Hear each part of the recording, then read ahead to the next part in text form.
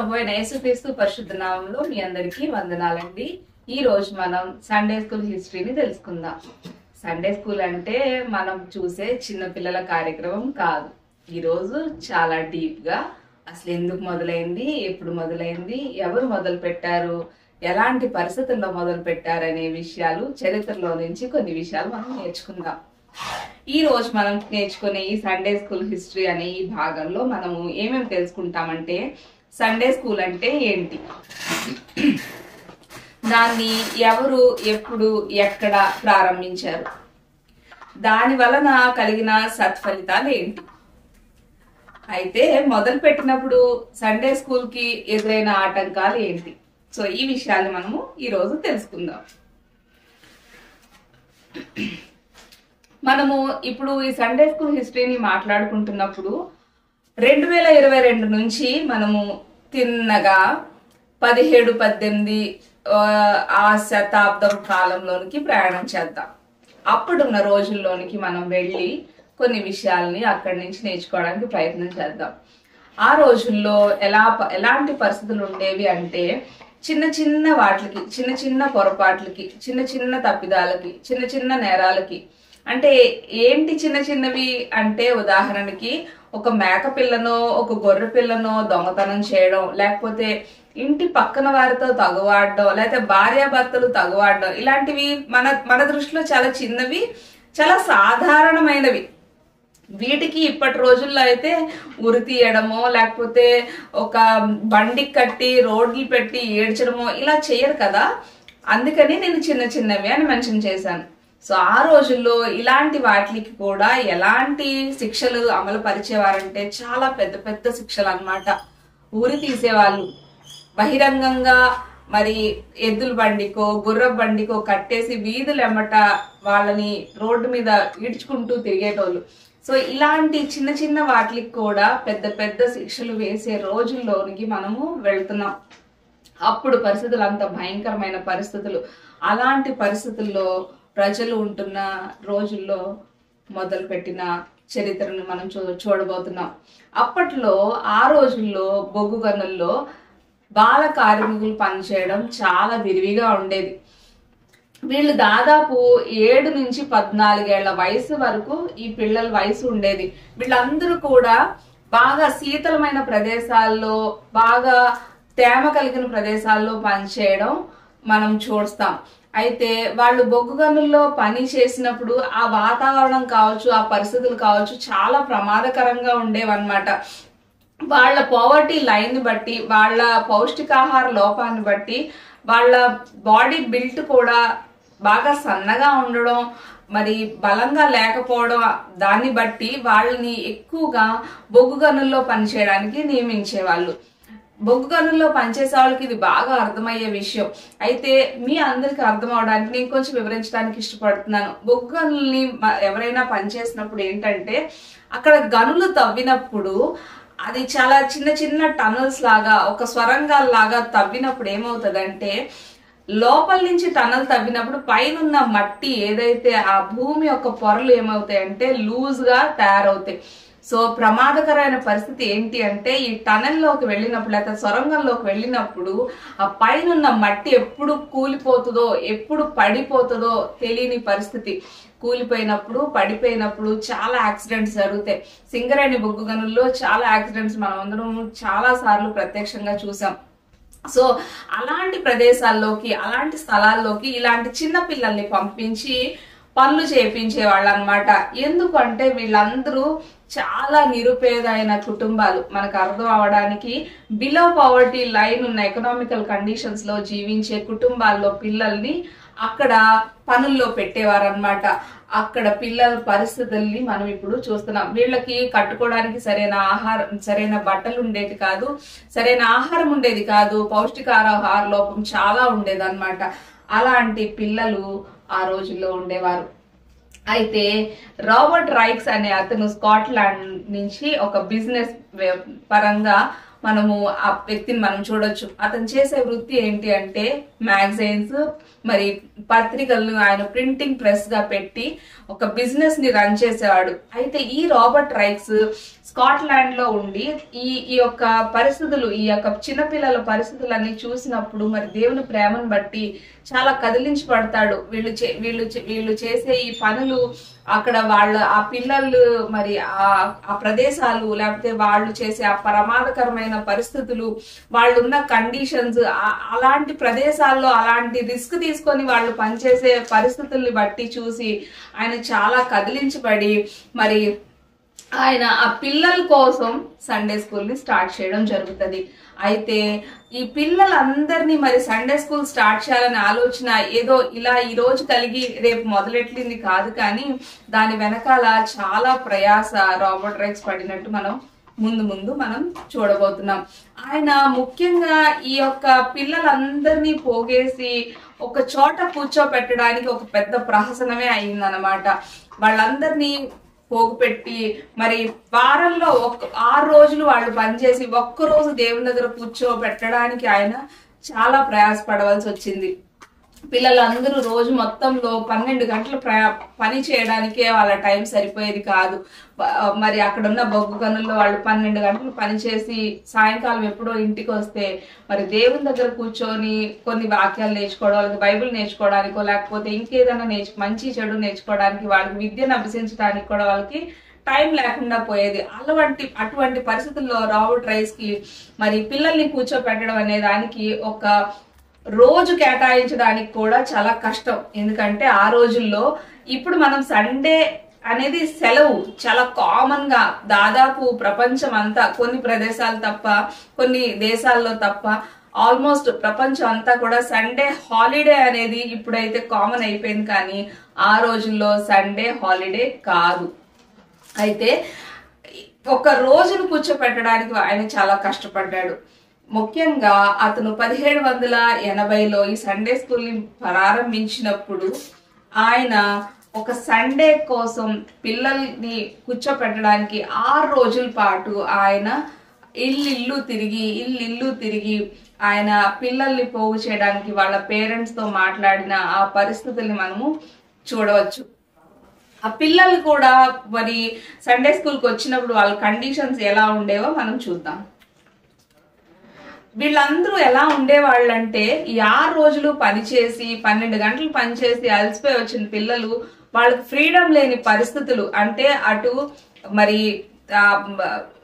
వాళ్ళు పనిచేసే చోట అల్లరి చేయలేని పరిస్థితి. ఎంతసేపు పని. పిల్లలు అల్లరి చేయకుండా ఉండగలరా? మన ఇంట్లో 2 పిల్లలు ఉంటేనే మనం ఆపలేకపోతున్నాం. సో ఈ పిల్లలందరూ ఎలా తయారయ్యేవాళ్ళంటే దొరికిన కొద్ది సమయం వాళ్ళు అల్లరి చిల్లరిగా, మరి ఇంగ్లీష్ లో అయితే లైక్ అన్ యానిమల్స్ అని రాసి ఉంటది అనమాట. ఇది వినడానికి మాట్లాడుకోవడానికి చాలా బాధాకరమైన విషయం, కానీ అప్పట్లో పిల్లలు అంత భయంకరంగా అల్లరి చేసేవాళ్ళని మరి బుక్ లో రాసి ఉంది. సో వాళ్ళు చేసే గొడవ, రచ్చ, గోల ఎంత ఉండేదంటే ఆ చుట్టుపక్కల వాళ్ళు కంప్లైంట్ చేసేవాళ్ళు ఏంటంటే, వీళ్ళు చేసే అల్లరి మేము తట్టుకోలేకపోతున్నాము, వాళ్ళ నోట్లోంచి వచ్చే మాటలు మేము వినలేకపోతున్నాము, అలాంటి మాటలు వాళ్ళు ఎంత భయంకరంగా మాట్లాడుతున్నప్పుడు మేము వినలేకపోతున్నాము. 6 రోజులు వీళ్ళు చేసే ఆ ఒక గోల ఒక ఎత్తు అయితే, మరి వారాంతంలో వీకెండ్ లో చేసే గోల దానికి రెట్టింపు ఉంటుంది. లేకపోతే వాళ్ళు చేసే ఆ గోలలో భాగంగా వాళ్ళ ఇంటి మీద రాళ్లు రువ్వడం, మా లైట్లు పగలు కొట్టడం, కిటికీలు పగలు కొట్టడం, మా తోటలు, మా చుట్టూ ఉన్న గార్డెన్స్ పాడు చేయడం, వీళ్ళు చేసే పనులు ఎదురెళ్ళి అడిగినప్పుడు వాళ్ళు మాట్లాడే మాటలు చాలా భయంకరంగా ఉండి ఈ పిల్లల్ని సాధు చేయలేని పరిస్థితి, మృగాల్లా తయారయ్యారు అని చెప్పి ఇంటి చుట్టూ ఉన్న వాళ్ళు కంప్లైంట్ చేసే పరిస్థితుల్లో అప్పటి పిల్లలు ఉండేవాళ్ళు. అయితే వీళ్ళందరినీ మరి రాబర్ట్ రైక్స్ మరి పిలిచి కూర్చోపెట్టినప్పుడు, స్కాట్లాండ్ చెందిన ఇతను ప్రింటింగ్ ప్రెస్ అని మనం ఇందాక చెప్పుకున్నాం, ఇతను ఒక వ్యాపారం చెప్పుకున్నాం. ఈ దిక్కులేని పిల్లలందరినీ మరి అతను ఎంతో ప్రేమించి, మరి పిల్లలంటే ఇలా కాదు, వీళ్ళకి ఒక భవిష్యత్తు ఉండాలి, రేపొద్దున మన ఈవెన్ మన తెలుగులో కూడా మనకు ఒక నానుడు ఉంది కదా, నేటి బాలలే రేపటి పౌరులు. ఎక్కడైనా ఇది ఉన్నదే. ఈ రోజు పిల్లలు, ఈ రోజు జనరేషన్ ఎంత హెల్దీగా ఉంటే అప్కమింగ్ జనరేషన్, తర్వాత జనరేషన్, నేషన్ అలా బిల్డ్ అవుతుంది అని మనందరికీ తెలుసు. సో రాబర్ట్ రెక్స్ అది గ్రహించాడు. సో వీళ్ళందరూ రోజుకి 12 గంటలు కష్టపడి పనిచేసి ఆదివారం సెలవు కాబట్టి కనీసం ఆ ఒక్క రోజైనా వీళ్ళని కూర్చోపెట్టి బైబిల్ పాఠాలు నేర్పించాలి. బైబిల్ని మనం వాళ్ళకి నేర్పిస్తే బైబిలే వాళ్ళకి మంచి చెడు నేర్పిస్తుంది. తద్వారా వాళ్ళలో మంచి ఏంటి, చెడేంటి, ఎలా బ్రతకాలి, ఎలా జీవించాలి అనేది వాళ్ళు తెలుసుకుంటారు అని ఆశపడి అతను స్టార్ట్ చేసినప్పుడు వాళ్ళందరూ వచ్చారంట. వచ్చినప్పుడు వాళ్ళ పరిస్థితి చూసి రాబర్ట్ రెక్స్ భయపడిపోతాడు. జుట్టు, చింపిరి జుట్టు, సరైన బట్టలు లేకుండా, చేతులు కాళ్ళు మట్టి కొట్టుకుపోయి వాళ్ళు ఉన్న పరిస్థితులను మరి రాబర్ట్ రెక్స్ చూసినప్పుడు రాబర్ట్ రెక్స్ వాళ్ళకి ముందుగా మరి ఎలా శుభ్రంగా ఉండాలి, ఫిజికల్ హైజీన్ ఎలా మనం అలవర్చుకోవాలనే విషయాలు అతను నేర్పిస్తాడు. జుట్టు మంచిగా దూకొని వాళ్ళకున్న వాటిల్లో మంచిగా బట్టలు కట్టుకొని స్నానం చేసి మట్టి లేకుండా కాళ్ళకి చెప్పులు వేసుకొని ఇలాగా వాళ్ళకి సంబంధించిన ఫిజికల్ హైజీన్ అనేది అతను నేర్పించడం స్టార్ట్ చేస్తాడు. ఇలా చాలా కష్టపడి మొత్తానికి ఒక ఆదివారం 10 నుంచి 12 గంటల వరకు క్లాసెస్ నడిపించాలని అతను నిర్ణయించుకొని ఇవన్నీ ఫిజికల్ హైజీన్ అన్ని నేర్పించి పిల్లల్ని పోగేస్తే తీరా బైబిల్ ఇచ్చి చదవమంటే పిల్లలకి బైబిల్ చదవడం రావట్లేదు. ఎందుకు రావట్లేదు ఏంటి అంటే పాపం వాళ్ళకి చదువే లేదు అని రాబర్ట్ రెక్స్ కి తెలిసిన రాబర్ట్ రెక్స్ కృంగిపోలేదు. కానీ మొట్టమొదటిగా రాబర్ట్ రెక్స్ వాళ్ళకి చదువు చెప్పడానికి నిర్ణయించుకున్నాడు. మనమైతే ఈ రాబర్ట్ రెక్స్ నుంచి మనం నేర్చుకోవాల్సిన ఒక మంచి విషయం ఏంటంటే మనం ఏదైనా ఒక మంచి పని చేసినప్పుడు లేదా దేవుని కోసం ఒక పని మొదలు పెట్టి ముందుకెళ్ళినప్పుడు ఖచ్చితంగా ఆటంకాలు ఎదురొస్తాయి, ఖచ్చితంగా నెగిటివిటీ కనిపిస్తుంది, ఖచ్చితంగా మనకి అందులో మరి బ్యాడ్ సిచ్యువేషన్స్ కనిపిస్తాయి. మనం అది చూసి ఇది దేవుని చిత్తం కాదేమో, లేకపోతే ఇది కరెక్ట్ కాదేమో, ఈ వే కరెక్ట్ కాదేమో అని మనం అక్కడి నుంచి వెనక్కి తగ్గిపోతాం, లేకపోతే నిరాశ పడిపోతాం, కృంగిపోతాం. ఇంకా పీక్స్ లో ఏంటంటే ఇది దేవుని చిత్తం కాదు కాబట్టి నేను ఆపేస్తున్నాను అనుకుంటాం. కానీ రాబర్ట్ రెక్స్ అలా వెనక్కి తగ్గలేదు. కానీ వాళ్ళకి చదువు లేదు కదా, నేను బైబిల్ చెప్పడం దేవుని చిత్తం కాదు అని అనుకోలేదు. యేసుక్రీస్తు అందరికీ ప్రభు అని బైబిల్ చెప్తుంది. అలాగా రాబర్ట్ రెక్స్ ఆ వాక్యాన్ని నమ్మి బైబిల్ అందరూ చదవాలి కాబట్టి వీళ్ళకి నేను చదువు చెప్తానని మోటివేషన్ తోనే ముందుకెళ్ళాడు, కృంగిపోలేదు. సో రాబర్ట్ రెక్స్ నుంచి ఈరోజు మనం నేర్చుకోవాల్సిన పాఠం ఏంటంటే మనం ఏదైనా ఒక పని మరి దేవుని మీద ఆధారపడి ముందుకెళ్ళి చేసినప్పుడు ఖచ్చితంగా మీ అందరికీ ఆటంకాలు అనేది ఖచ్చితంగా వస్తాయి. కానీ కృంగిపోకుండా దాన్ని ఓవర్కమ్ చేయడం ఎలాగో మనం నేర్చుకోవాలి. అయితే మొట్టమొదటిగా ఈ యొక్క పిల్లలందరినీ కూర్చోపెట్టడానికి అతనికి ఒక ప్లేస్ అనేది చాలా కష్టం అయిపోయింది. ఎక్కడ కూర్చోపెట్టాలి అని.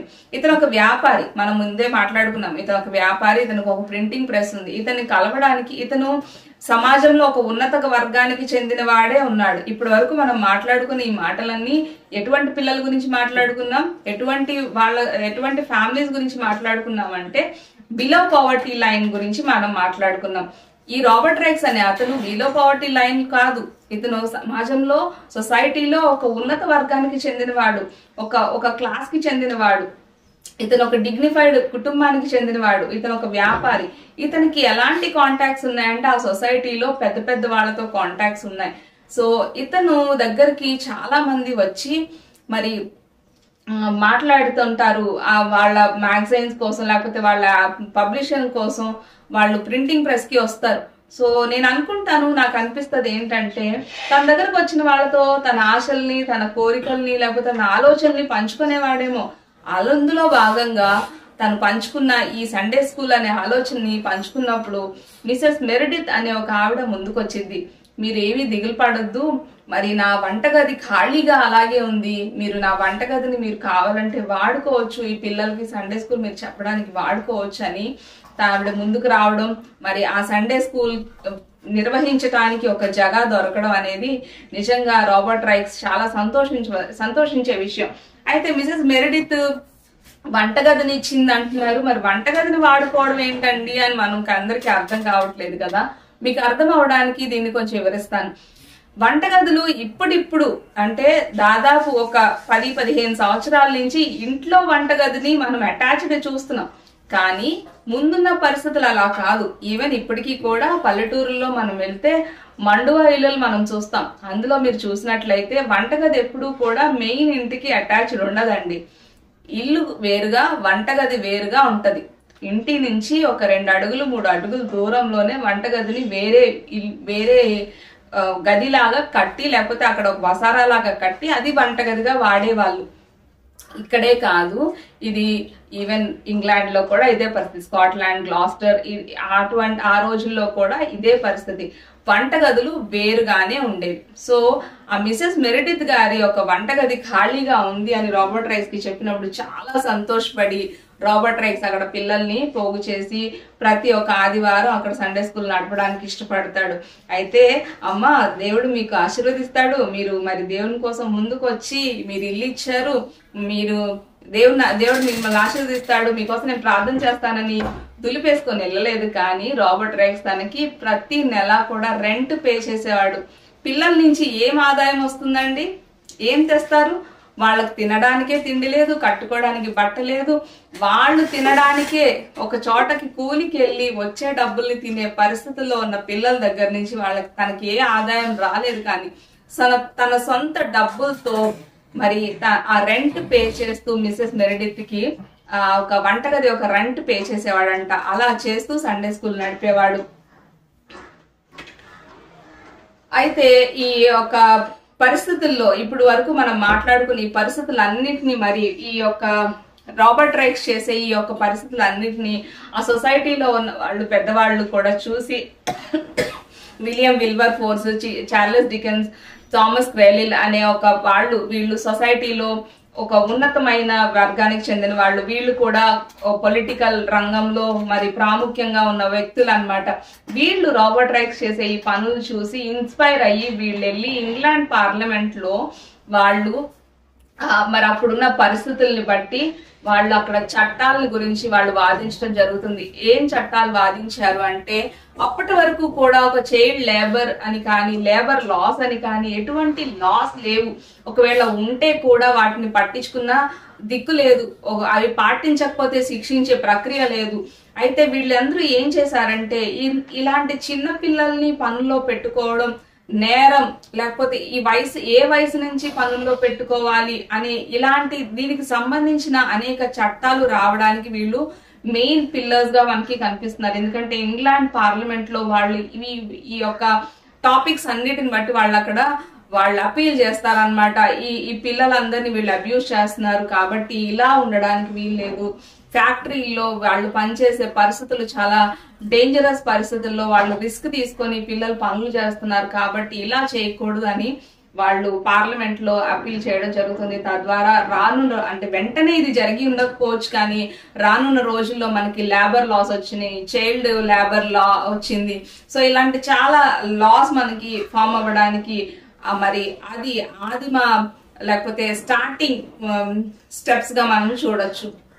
ఈ బాల కార్మికుల వ్యవస్థ అంతటి నిర్మూలించడానికి main William Wilberforce, Charles Dickens ఇలాంటి రాజకీయవేత్తలు అప్పుడు మరి ఆ సెనేట్ లో వాళ్ళు వాదించి మనకి లాస్ తీసుకురావడానికి, తద్వారా ఇప్పటి వరకు అవి చాలా మరి అప్డేట్ అవుతూ ఇప్పుడున్న పరిస్థితులకి అవి అప్డేట్ అవుతూ వచ్చింది. కానీ స్టార్టింగ్ లో మరి వాళ్ళ వల్ల ఈ లేబర్ లాస్ రావడం అనేది మనం చూస్తాం.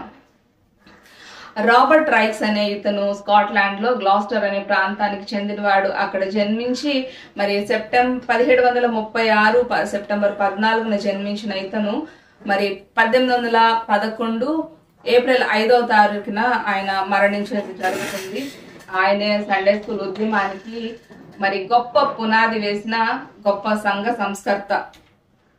అతను మరి ఎలా ఉండేవాడంటే అప్పుడున్న పరిస్థితులన్నీ పిల్లల్ని చూసినప్పుడు ఒక రకంగా ఒక మాటలో చెప్పాలంటే చాలా కదిలించబడతాడు. ఆత్మలో అతను చాలా కృంగిపోతాడు. పిల్లల గురించి ఏం చేయాలి, ఇలా ఉన్న పిల్లల్ని ఏం చేయాలి అని ఒక ఆలోచనతో అతను మొదలు పెట్టిన ఫలితమే మనం చూసే ఈ సండే స్కూల్.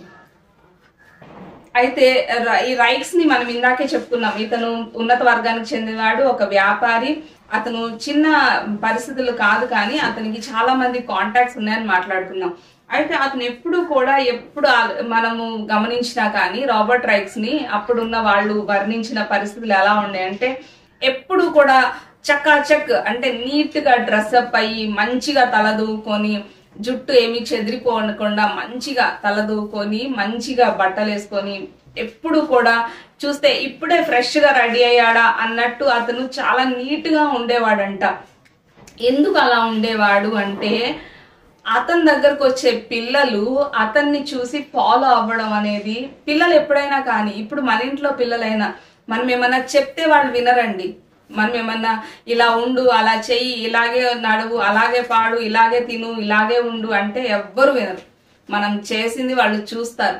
మనం అనుకుంటాం మన పిల్లలకి ఏం అర్థం కావట్లేదు, కానీ మనం చేసింది వాళ్ళు ప్రతి చిన్న చిన్న డీటెయిల్స్ ని వాళ్ళు చాలా గుర్తు పెట్టుకుంటారు. సో మనం ఎలా ఉంటున్నాం అనేది చాలా ముఖ్యం. రాబర్ట్ రైక్స్ కూడా అది నమ్మాడు. అతను నీట్ గా రెడీ అవ్వడం ఎందుకు అలవాటు చేసుకున్నాడంటే తనని చూసిన పిల్లలు ఇన్స్పైర్ అయ్యి నీట్ గా, ఫిజికల్ గా, హైజీనిక్ గా ఉండాలని తను ఆశపడ్డాడు. కాబట్టి రైక్స్ అలా ఉండేవాడు. అయితే అప్పట్లో రైక్స్ ని అందరూ, మనం కూడా తెలుగులో అంటాం కదా, పూలరంగడని, దసరా బుల్లోడని, సోగ్గాడని అంటాం కదా, అలాగా అప్పట్లో పాపం తన్ని కూడా ఎగతాళి చేసేవాళ్ళంట.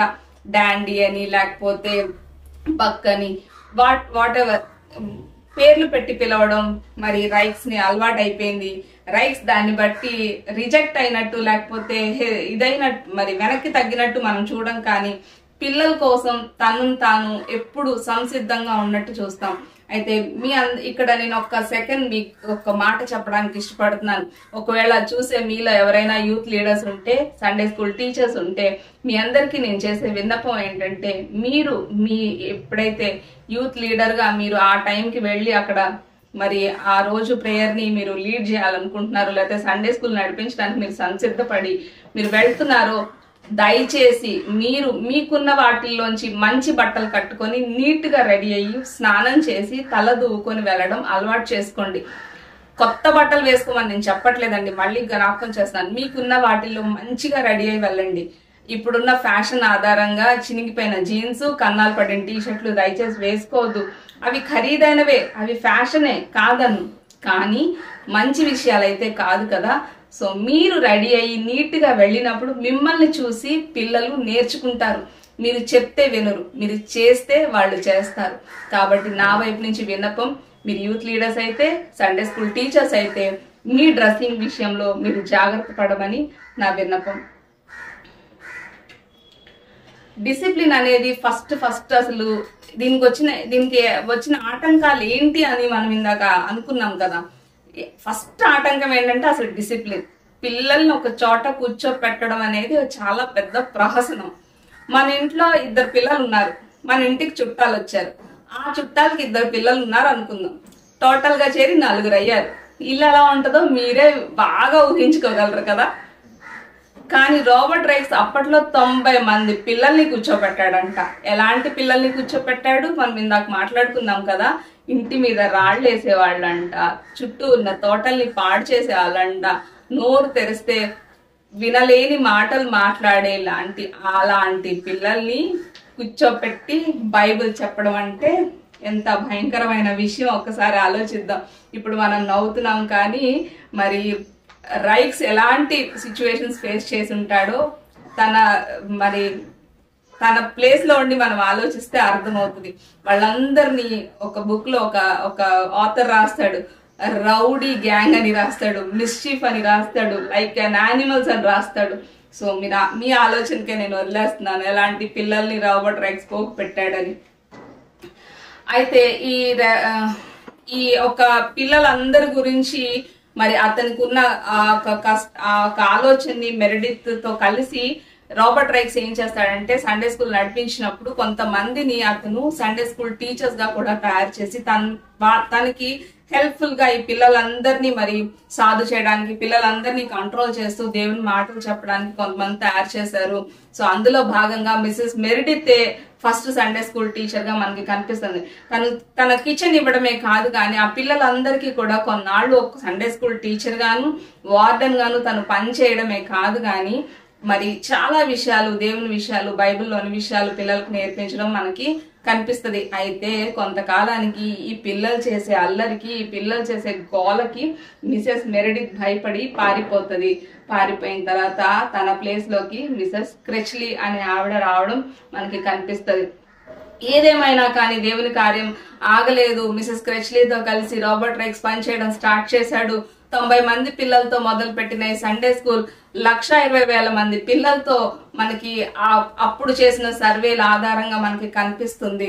సో దేవుని యొక్క పని ఒక మనిషి ప్రారంభించి ఆయన మీద ఆధారపడి ముందుకెళ్ళినప్పుడు లక్షల్లో మనకి కనిపిస్తుంది.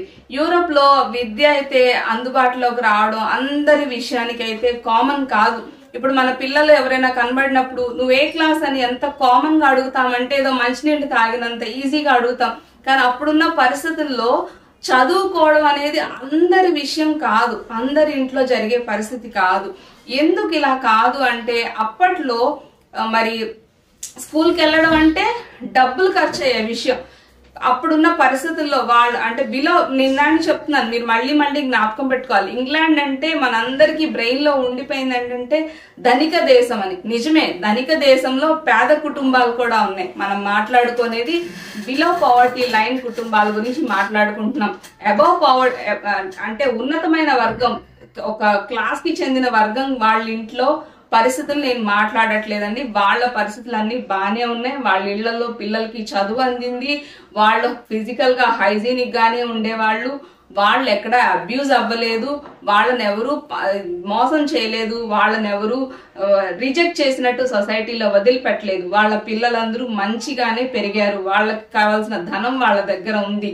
ఇంకా చెప్పాలంటే స్కూల్స్ కి పంపించే పరిస్థితి లేదు, కానీ టీచర్సే ఇళ్లకు వచ్చి హోమ్ ట్యూషన్స్ చెప్పి చదువు అందించిన పరిస్థితులు మనం మాట్లాడుకునేది బిలో పవర్టీ లైన్ గురించి. సో వీళ్ళకి విద్య అనేది ఒక అందని ద్రాక్ష పండు లాంటిదే. అలాంటి కుటుంబాల్లోకి రాబర్ట్ రైక్స్ విద్యను అందించడం మొదలు పెట్టాడు. అయితే ఈ ప్రారంభించినప్పుడు పెద్దగా ఫలితాలు ఏమి రాబర్ట్ రైక్స్ కి కనిపించలేదు. ఈ రాబర్ట్ రైక్స్ అనే అతను చాలా మంచి బిలీవరే, పిల్లలకి మరి బైబిల్ విలువలు నేర్పించాలని చాలా ఆశపడ్డాడు, స్టార్ట్ చేశాడు, కొంతమందిని పోగు చేశాడు. కానీ ఎక్కడా కూడా మంచి ఫలితాలు అయితే రాబర్ట్ రైక్స్ కి కనిపించట్లేదు. వీళ్ళ చదువు నేర్చుకొని ఎక్కడైతే తెలివి మీరిపోతారు అని చాలా మంది ఏం చేశారంటే సండే స్కూల్ కి పంపించడానికి ఇష్టపడే వాళ్ళు కాదు. ఎందుకండి సండే స్కూల్ కి వెళ్తే మంచే కదా నేర్చుకుంటారు, ఎందుకు తల్లిదండ్రులు పంపించట్లేదు అని మీరు అనుకోవచ్చు.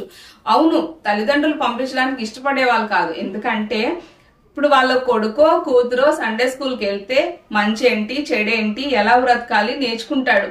రేపొద్దున్న లేచి నేను స్కూల్కి వెళ్తానంటాడు. స్కూల్కి వెళ్తే స్కూల్ ఫీజు కట్టాలి, మరి స్కూల్ ఫీజు కట్టాలి, యూనిఫామ్ కావాలి, పుస్తకాలు కావాలి. ఇవన్నీ డబ్బులకి సంబంధించిన విషయం.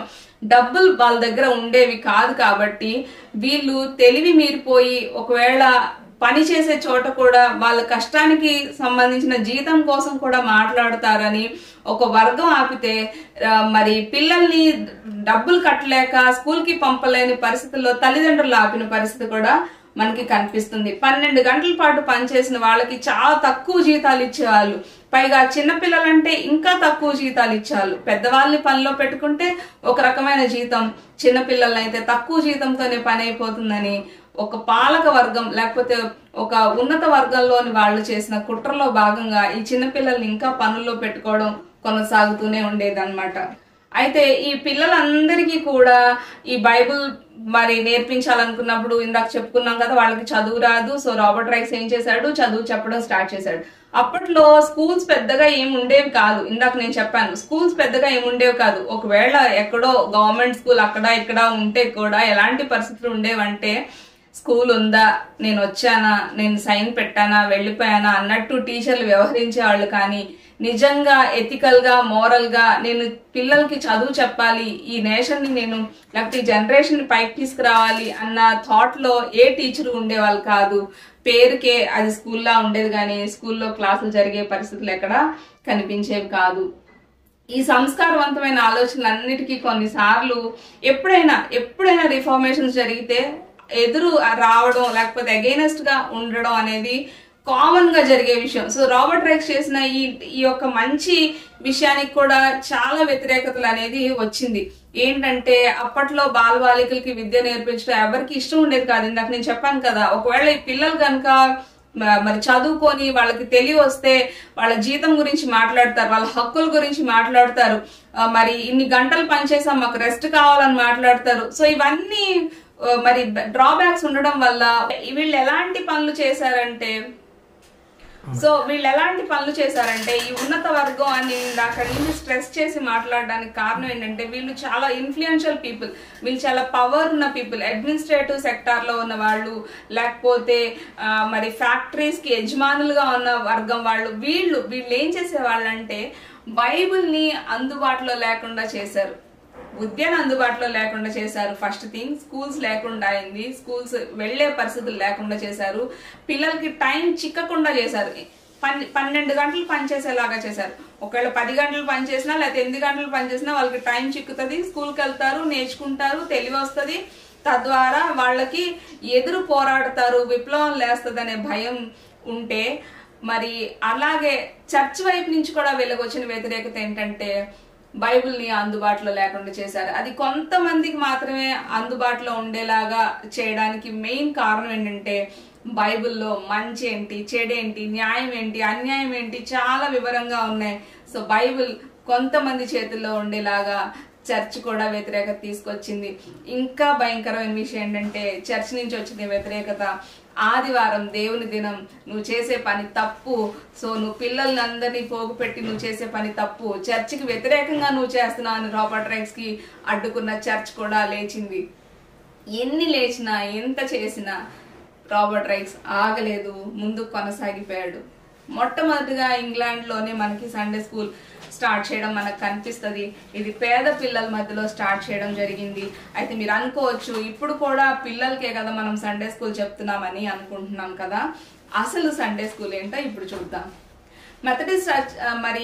మెథడిస్ట్ మిషన్ వాళ్ళు కూడా సండే స్కూల్ ఉద్యమాన్ని ముందుకు నడిపించారు. మనం 1780లో మన రాబర్ట్ రైక్స్ స్టార్ట్ చేయడం మనం చూస్తాం. మెథడిస్ట్ వాళ్ళు వచ్చేసరికి 1785 నుంచి వాళ్ళు ఇందులోకి రావడం, వాళ్ళు బాగా విరివిగా పనిచేసి అనేకమైన పట్టణాల్లో సండే స్కూల్ ని ప్రారంభించడం అనేది జరిగింది. అమెరికాలో సండే స్కూల్ ప్రారంభించిన వ్యక్తి ఫ్రాన్సిస్ ఆస్బెరీ, హానర్ వర్జీనియా ఆ ప్రాంతంలో మరి స్టార్ట్ చేయడం జరుగుతుంది. రాబర్ట్ రైక్స్ ఇప్పుడు అసలైన సండే స్కూల్ ఏంటో చూద్దాం. రాబర్ట్ రైక్స్ ఈ పిల్లలతో ఆగిపోలేదండి. రాబర్ట్ రైక్స్ పిల్లలకి చెప్పాను కదా, సో నా పని అయిపోయింది అనుకోలేదు, కానీ తన భారం ఎక్కడి వరకు వెళ్ళిందంటే చిన్న చిన్న నేరాలకి, చిన్న చిన్న తప్పులకి, తెలియక చేసిన తప్పులకి, అవసరతలో చేతిలో డబ్బు లేక ఇంట్లో పిల్లలు కడుపు మాడిపోయే పరిస్థితుల్లో ఒకవేళ తప్పు చేసి ఉండొచ్చు, మనకు తెలియదు ఆ రోజుల్లో ఏ విషయంలో ఏ ఆధారం లేక తప్పు చేశారు. కానీ ఆ జైల్లో కొన్ని సంవత్సరాలు మగ్గిపోయే ఆ జైల్లో ఉండే వాళ్ళని మరి రాబర్ట్ రైక్స్ భారం మరి అటువైపు లాగడం స్టార్ట్ చేసింది. నేరస్తుల దగ్గరికి వెళ్ళాడు, బైబిల్లో ఉన్న విషయాలు, విలువలు, నైతికపరమైన విషయాలు వివరించి చెప్పడం మొదలు పెట్టాడు. జైల్లో ఈ ఆదివారం సండే స్కూల్ అక్కడ కూడా స్టార్ట్ అయింది.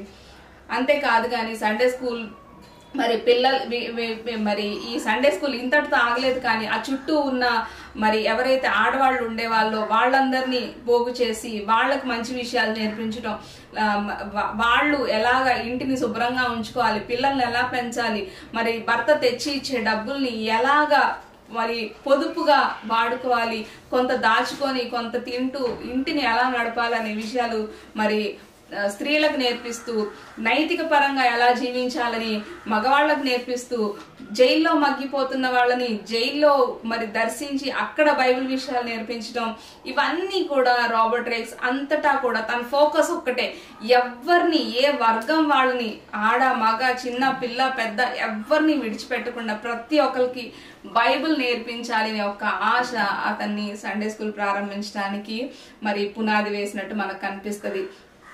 మనం సండే స్కూల్లో చాక్లెట్లు ఇస్తాం కదండి, మహా అయితే సంవత్సరానికి ఒక డబ్బా ఇస్తాం. రాబర్ట్ రైక్స్ అప్పట్లో ఏం చేసేవాడో తెలుసా, ఈ పిల్లలందరూ నీట్గా రెడీ అవ్వడం కోసం ఏదో చెప్పేస్తే పిల్లలు రెడీ అవ్వడానికి వాళ్ళ దగ్గర సామాన్ ఉండొద్దు, వాళ్ళ దగ్గర ఆ ఫెసిలిటీస్ ఉండాలి కదా. సో రాబర్ట్ రైక్స్ ఏం చేసేవాడంటే తన సొంత డబ్బులతో తను ఏదైతే వ్యాపారం చేసి సంపాదించిన తన సొంత డబ్బులు ఉంటాయో పిల్లల్లో చిన్న చిన్న కాంపిటీషన్స్ పెట్టి ఆ కాంపిటీషన్స్ లో గెలిచే వాళ్ళకి దువ్వెన్లు, సబ్బులు, హ్యాట్లు, బెల్ట్లు, చెప్పులు, సాక్స్లు ఇలాగా గిఫ్ట్ ఇచ్చేవాడంట. తద్వారా పిల్లలు రెడీ అవ్వడానికి కావాల్సిన సామాను అతను సమకూర్చేవాడు.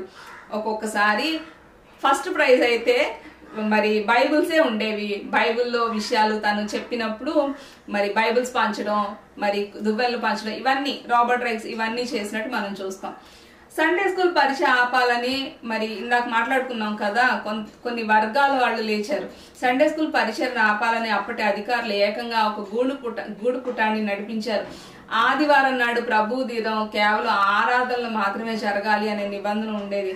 కానీ దీనికి విరుద్ధంగా సండే స్కూల్ నడిపించడం దైవ వ్యతిరేక చర్య అని వాళ్ళు సండే స్కూల్ ఆపడానికి ప్రయత్నం చేశారు. చాలా అంటే ఈవెన్ మరి రాబర్ట్ రైక్స్ ని అరెస్ట్ చేసి జైల్లో పెట్టడానికి ప్రయత్నాలు చేసే అంతగా ఈ యొక్క వ్యతిరేకత లేచింది. కానీ దేవుని కృపను బట్టి అప్పుడున్న పొలిటీషియన్స్ ఎవరైతే తనకు కాంటాక్ట్స్ ఉన్నాయో వాళ్లతో మరి రాబర్ట్ రైక్స్ మరి డిస్కస్ చేసినప్పుడు కొన్ని మరి విషయాలు ముందుకు నడిచి సండే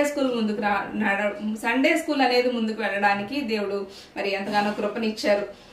ఇంగ్లాండ్ లో మరియు అమెరికాలో కూడా క్రైస్తవ లోకోపకారులు సండే స్కూల్లో బైబిల్ చదవడం, బైబిల్ వాక్యాలు రాయడం లాంటివి నేర్పించడానికి ఎడ్యుకేషన్ నేర్పించారు. ఎక్కడైనా కానీ ఫస్ట్ వాళ్ళకు వచ్చిన ఆటంకం ఏంటంటే విద్య లేకపోవడం. సో ప్రతి చోట వాళ్ళు ఎదుర్కొని ఎక్స్పెక్ట్ చేసిన ఆటంకాన్ని వాళ్ళు అధిగమించడానికి వాళ్ళు విద్యని అందించారు. ముఖ్యంగా ఇలా మొదటిగా క్రైస్తవ లోకంలో బాలబాలికలకి అందరికీ అసలు సెక్యులర్ ఎడ్యుకేషన్ అనేది స్టార్ట్ అయింది. ఇప్పటి వరకు స్కూల్స్ లేవని మనం మాట్లాడుకున్నాం కదా. ఇప్పుడు స్కూల్స్ స్టార్ట్ అవ్వడానికి కూడా మొదటి పునాది ఎక్కడ పడిందంటే సండే స్కూల్ వల్లే పడింది. సండే స్కూల్ తో వదిలేదు కానీ పిల్లలందరికీ 6 రోజుల పాటు సెక్యులర్ ఎడ్యుకేషన్ అనేది ఒకటి స్టార్ట్ చేసి స్కూల్ స్టార్ట్ చేసి అలాగా తద్వారా కాలక్రమేణంలో కరికులం అనేది స్టార్ట్ అయ్యి సిలబస్ స్టార్ట్ అయ్యి ప్రాపర్ స్కూల్ అనేది మనకి కనిపిస్తుంది. అలాగా స్టార్ట్ అయిన ప్రాపర్ స్కూల్ ఎందుకు స్టార్ట్ అయిందంటే అసలు పునాది సండే స్కూల్. దాని వెనకాల కారణం బైబిల్ చదవడం రావాలి అనే ఒక ఆలోచన. అంచెలంచెలుగా అభివృద్ధి పొందిన ఈ సండే స్కూల్ కార్యక్రమాలు చివరికి ఇందాక చెప్పుకున్నాం జైల్లో నేరస్తుల వరకు వెళ్ళాయి. అక్కడ ఎవరిని వదిలిపెట్టకుండా అందరికీ కూడా మరి బైబిల్ వాక్యాలు, బైబిల్లో ఉన్న నీతి విషయాలు, మరి నీతి న్యాయం మరి ఎలా బ్రతకాలి అనేది మరి రాబర్ట్ రైక్స్ జైల్లో ఉన్న వాళ్ళకు కూడా చెప్పడం స్టార్ట్ చేశాడు. పురుషుల జైల్లో, మహిళా జైల్లో సండే స్కూళ్ళు వాళ్ళు నిర్వహించే వాళ్ళు అనమాట. ఇంతటితో వీళ్ళు ఆగిపోలేదు కానీ ఎవరైతే అనారోగ్యంతో ఉన్నారో మరి హాస్పిటల్లో ఉన్నారో అక్కడ కూడా వెళ్ళి హాస్పిటల్లో ఉన్న వాళ్ళని కూడా దర్శించి ఆదివారం నాడు రాబర్ట్ రైక్స్ కొంతమంది కలిసి వెళ్ళి అక్కడ కూడా బైబిల్ విషయాన్ని వాళ్ళు మరి ప్రకటించడం అనేది జరిగింది.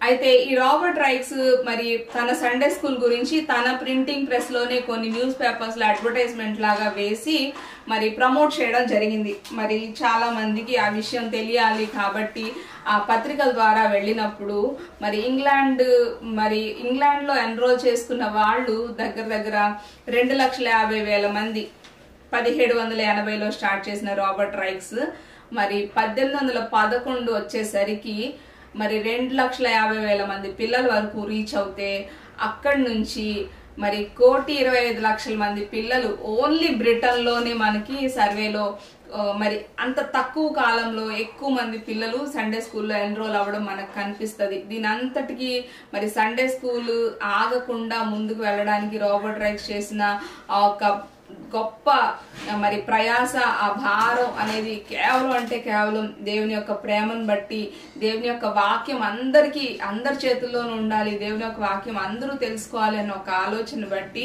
ఇది ముందుకు జరిగింది. అయితే రానున్న కాలంలో రాబర్ట్ రైక్స్ తో కలిసి మరి మెథడిస్ట్ సంఘం వారు ఎంతో విరివిగా పనిచేసి ప్రతి చోట కూడా సండే స్కూల్ ఓపెన్ చేయడానికి వాళ్ళు కూడా ఎంతగానో పనిచేశారు. సండే స్కూల్ అనేది చాలా అవసరం అనేది మనం తెలుసుకోవాల్సిన విషయం.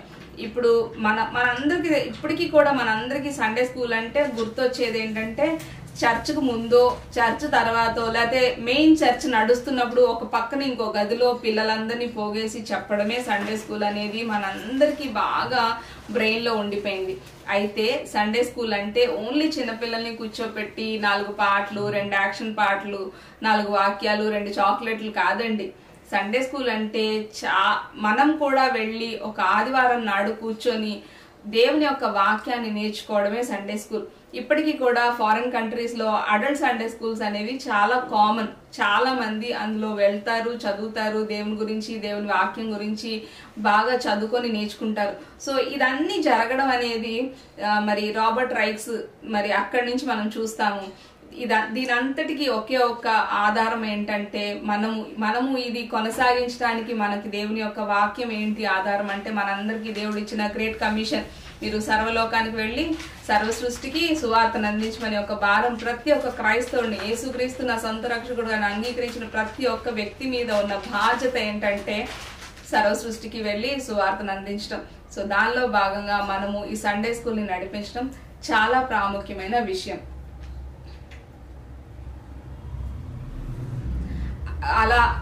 అలా మొదలైన సండే స్కూల్ ఇప్పటి రోజుల్లోకి వచ్చేసరికి ఏజ్ గ్రూప్స్ అని, ఆ ఏజ్ గ్రూప్ కి సంబంధించిన కరికులమ్స్ అని ఇప్పుడు మనకి అప్డేటెడ్ వర్షన్స్ వచ్చినాయి. సో మీరు మీ యొక్క సండే స్కూల్లో మీరు ఎలా చేయాలనుకుంటున్నారో, లేకపోతే మీరు ఏదైనా సంస్థతో కొలాబరేట్ అయి ఉన్నారో ఆ పుస్తకాలని ఆధారం చేసుకొని కొంచెం సీరియస్నెస్ తో, కొంచెం భారంతో, కొంచెం బాధ్యతగా, కొంచెం రెస్పాన్సిబుల్ గా మనం ఉండి మన పిల్లలకి మనం నేర్పించగలగాలి. అసలు సండే స్కూల్ అంటే ఏంటి? ఇందాక నుంచి సండే స్కూల్ అంటున్నాం. పిల్లలది కాదు అన్నారు కదా, మరి ఏంటి అంటే ఏమీ లేదు. ఆదివారం నాడు జరిగే ఒక క్లాసు.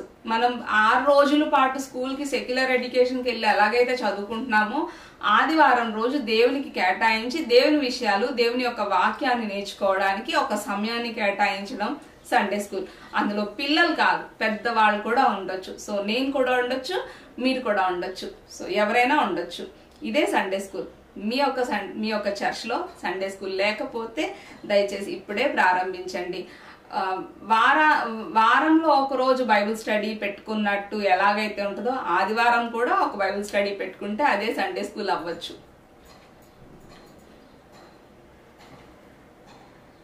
సో ఇప్పటి వరకు మనం విన్న విషయాలన్నిటినీ ఒకసారి ఫస్ట్ నుంచి ఒకసారి ఆలోచిద్దాం.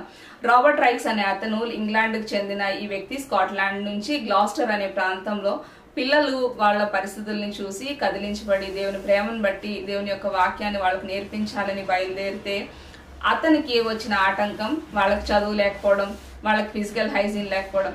ఫిజికల్ హైజీన్ నేర్పించి చదువును అందించి తద్వారా సెక్యులర్ ఎడ్యుకేషన్ కి పునాదులు వేయడానికి మనకి రాబర్ట్ రైక్స్ ఇండైరెక్ట్ గా కనిపించిన అక్కడతో ఆగిన రాబర్ట్ రైక్స్ జైల్లో ఉన్న మగవాళ్ళకి, ఆడవాళ్ళకి, హాస్పిటల్లో ఉన్న రోగులకి దేవుని యొక్క వాక్యాన్ని ప్రకటించడం జరుగుతుంది.